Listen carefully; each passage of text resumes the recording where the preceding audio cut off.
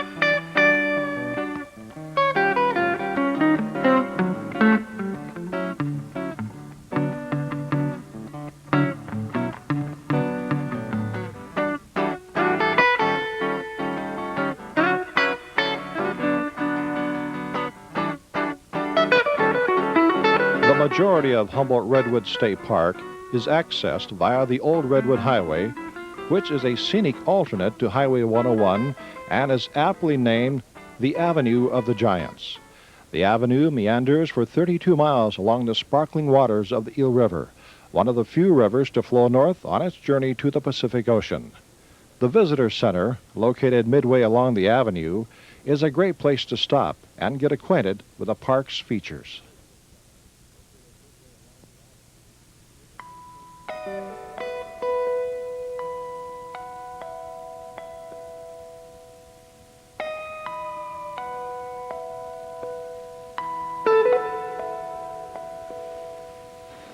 A sense of timelessness captures you as you travel the avenue. Millions of years ago, redwood forests blanketed a vast area of the northern hemisphere. Changes in the climate and the advancement and retraction of ice sheets dramatically reduced the population of redwoods to their current isolated patches in California and China. The coast redwood and the giant sequoia of California, as well as the dawn redwood of China, represent monarchs from another age.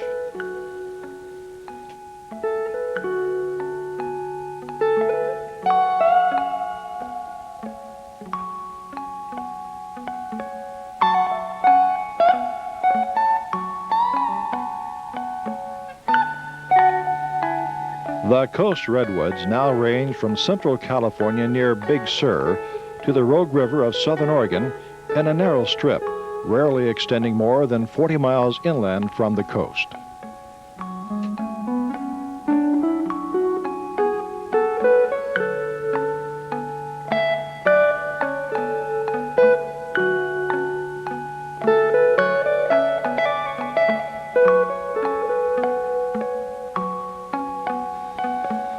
Coast redwoods and fog seem inseparable. Moisture from the air as well as the soil is essential to their health and longevity. Water moves from the roots to the leaves, where it is transpired into the air efficiently, creating its own cool microclimate, or fog. Each large tree stores thousands of gallons of water and can literally sweat up to 500 gallons of water into the air per day. This water may evaporate off, or it may concentrate on the leaf surfaces, where it may be taken in through osmosis, or drip off and start the cycle all over again.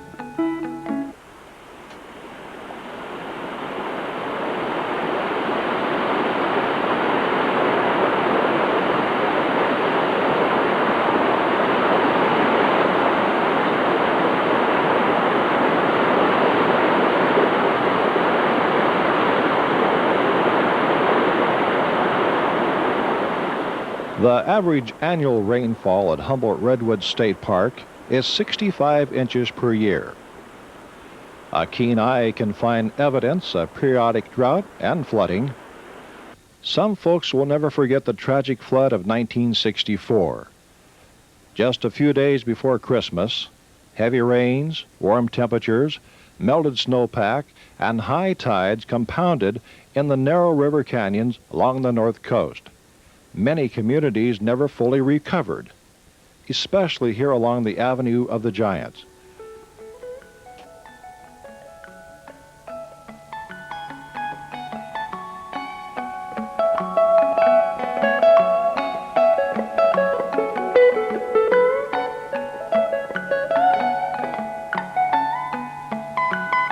Coast redwoods thrive here in the rich alluvial soils deposited by occasional flooding of the Eel River.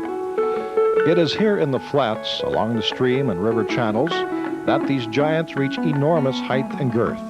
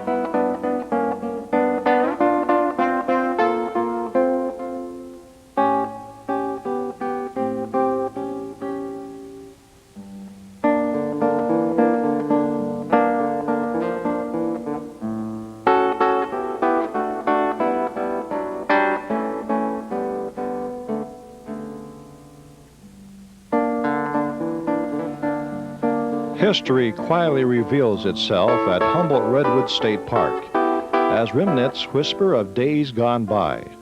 The native people, the Sinkyone Lolangkok, lived in this region for hundreds of years.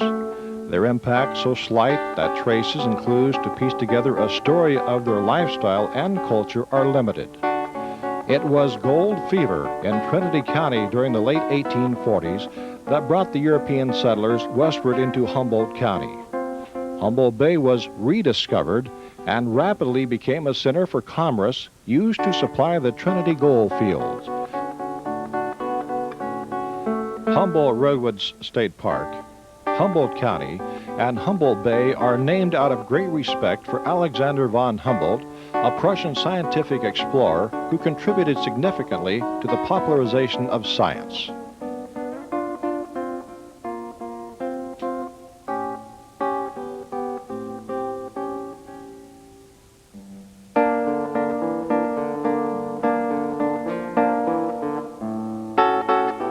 The size of the coast redwoods and the terrain in which they grow presented great hindrance to the homesteaders.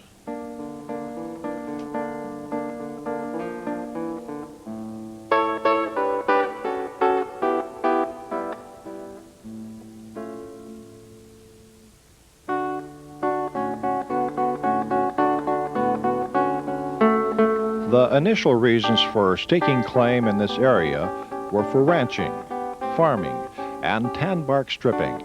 The bark of the tan oak was harvested for its tannin, which was used in tanning leather. The acorns of this tree were an important food source for the Sinkyone Lolangkok.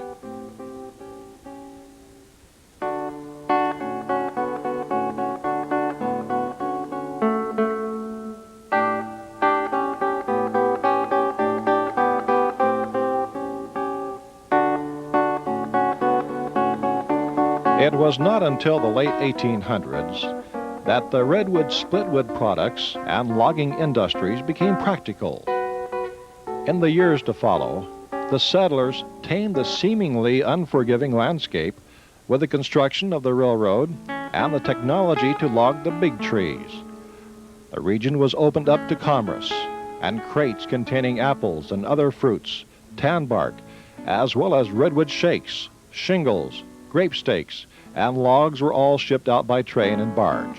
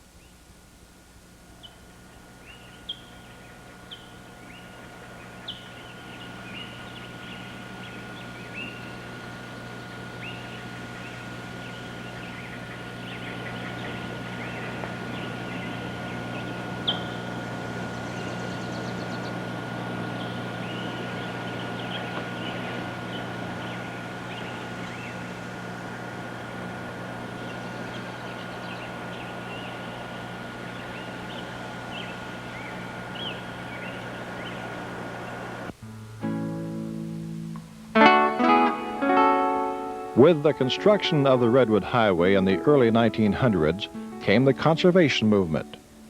As people traveled by car, more and more became aware of these magnificent forests.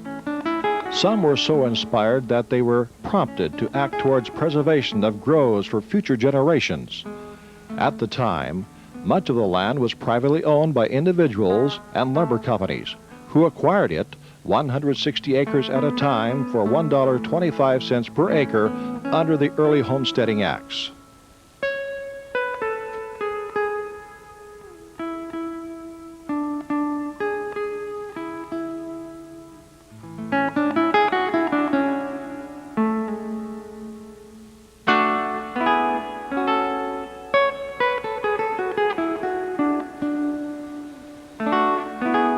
The budding idea of a redwood park began to blossom in 1918 with the establishment of the Save the Redwoods League.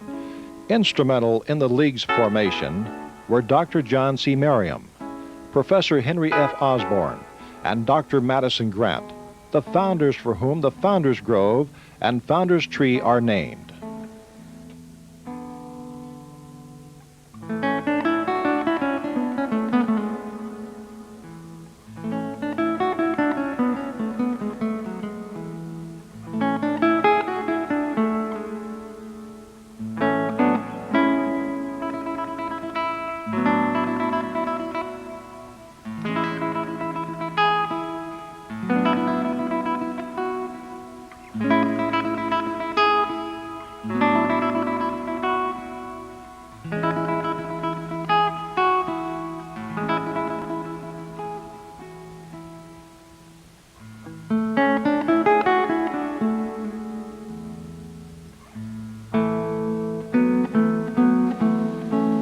The Save the Redwoods League designed the Memorial Grove system, whereby groups or individuals may donate funds for the purchase of commemorative redwood forest lands.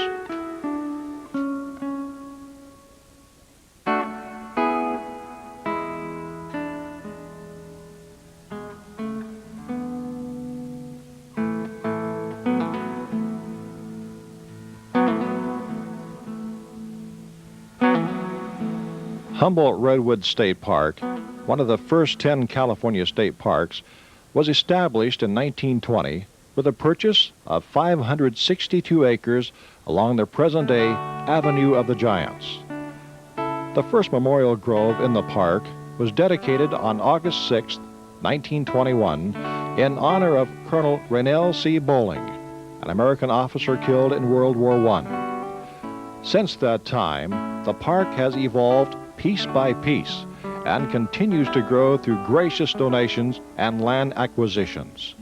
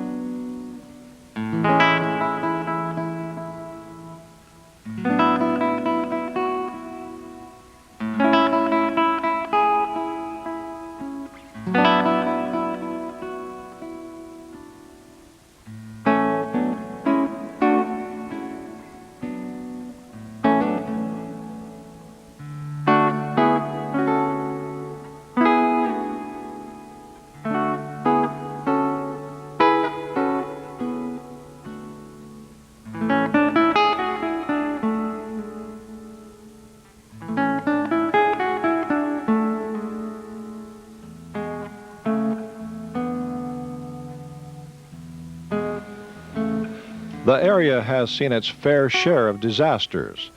The Bull Creek watershed in particular suffered after 1955. The results of logging on geologically unstable slopes, compounded by fire and flooding, devastated landscapes, destroyed towns, and threatened great stands of redwoods.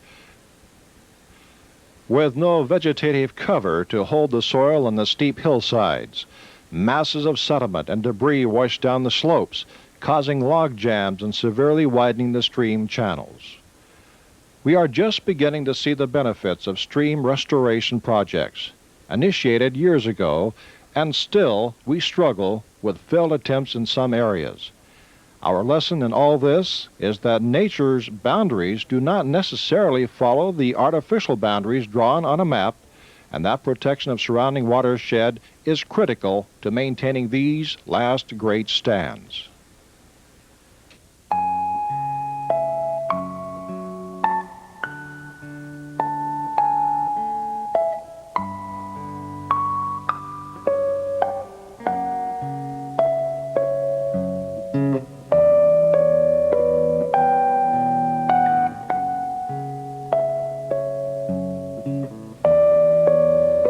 Here in Humboldt Redwood State Park, within the Rockefeller Forest, there exists the greatest accumulation of living and dead organic matter per acre of any forest in the world. This tract, over 9,000 acres, was purchased in 1928 from the Pacific Lumber Company. Today, the Rockefeller Forest is the largest remaining old-growth redwood forest in existence. This forest cycles and recycles nutrients and water with a finely tuned efficiency and perfection from millions of years' experience.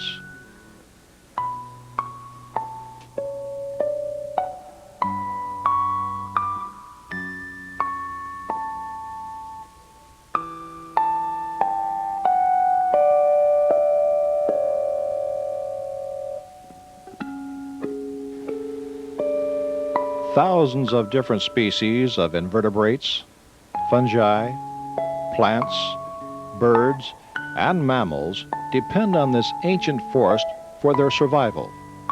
Until recently, little was known about the complex relationships that exist between these organisms and their environments.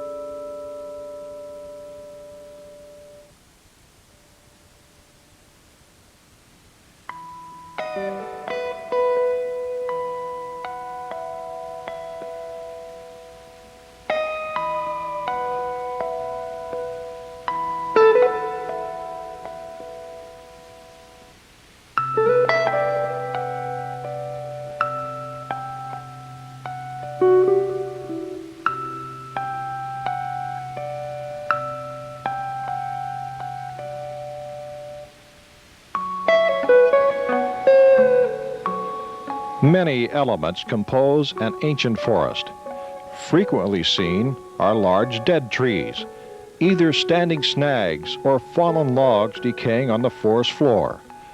This fallen giant was one of the tallest trees in the world until March of 1991, when it succumbed to its eventual role, providing habitat, nutrients, and moisture for the forest of today and for the forest of tomorrow.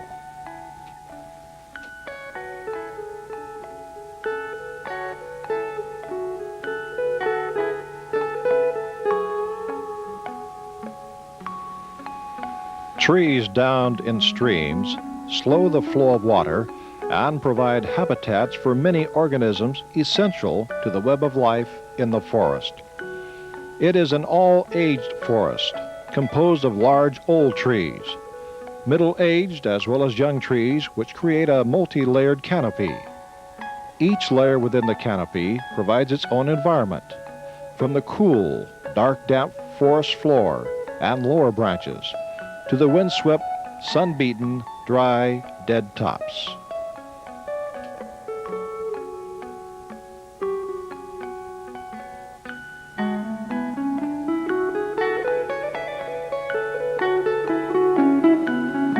These tall trees can grow to heights of 350 feet or more, but transporting water to the upper branches prevents many from attaining and holding such stature.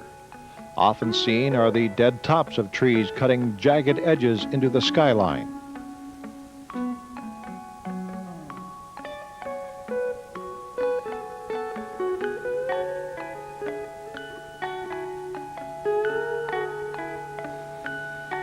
The needles of the top branches are much smaller than those of the lower branches. In fact, they don't even look related. The reason being, the smaller the needle, the less surface area from which to lose water.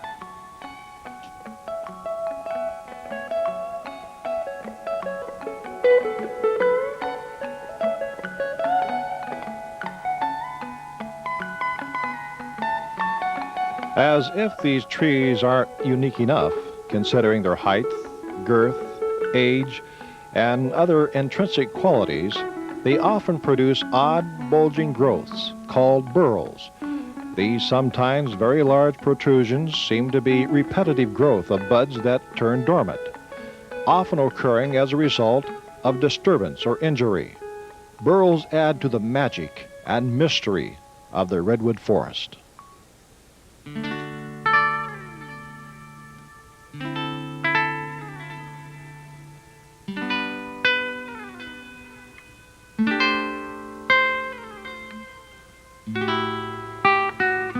The soft, pithy bark lacks resin and has a high water content which makes redwood very resistant to fire.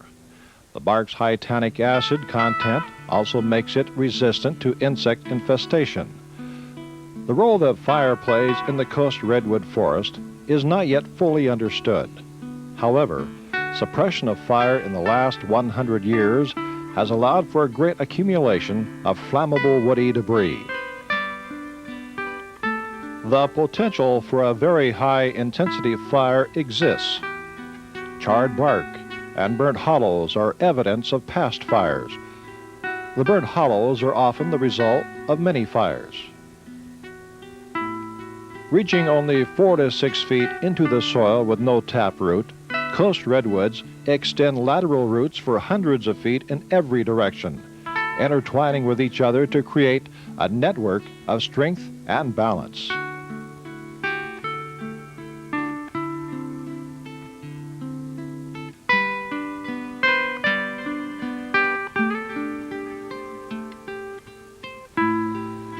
Coast redwoods may reproduce from seed or by root sprout.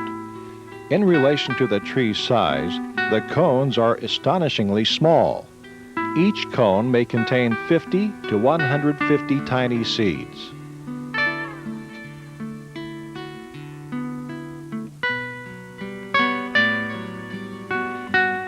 Successful seed germination is conditional upon a rich mineral soil, adequate moisture, and sunlight, as well as genetics.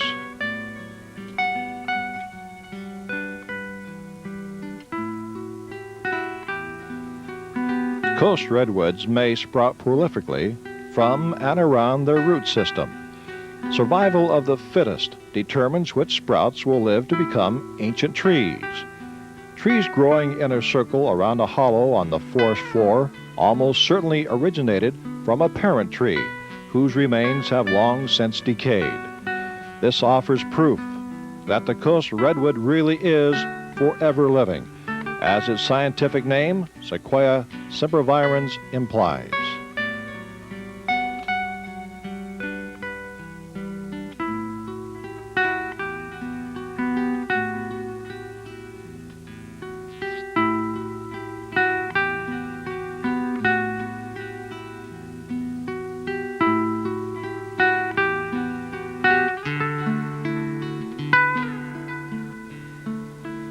Each season at Humboldt Redwood State Park provides the visitor with a distinctly different feeling. Enjoy this special place, remembering those that have done so much to ensure that these forests be preserved for you and for your children. In 1930, Dr. John C. Merriam regarded coast redwoods with these words: "With whatever turn of fancy one views this forest, it must always be recognized as a living link in an epic of history. No one who knows the outlines of its story can look down the long vistas between gigantic columns with the mystery of their changing shadows beyond, without feeling that he has seen through a window into the deeper reaches of time and has come to a fuller understanding of the stream of life as it is followed through the years.